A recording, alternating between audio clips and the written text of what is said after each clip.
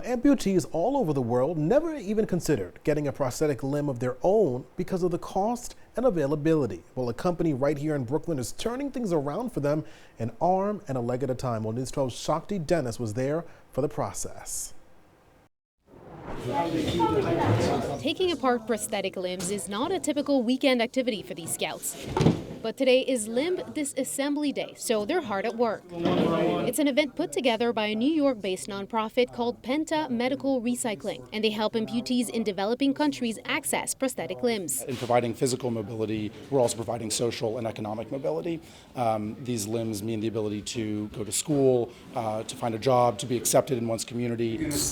On average, amputees in the U.S. change their prosthetics, or at least some parts of them, every 3 to 5 years. And considering that they can't be resold or reused in the U.S. because of strict regulations, that means hundreds of thousands of functional limbs end up in the trash or collecting dust in someone's basement. And on the flip side, there are about between 60 to 100 million amputees in the world, and about 90% of them can't afford or access care.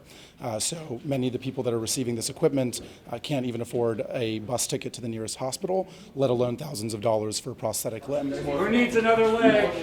So today, a group of 11 to 15-year-olds from the scout group Outdoor Service Guides gave the Penta team a hand to break down the prosthetics. So we thought that this disassembling and providing for other people who can't provide for themselves would be a good act for us. So once the limbs are broken down, they keep the foot, the pylon, and the knee.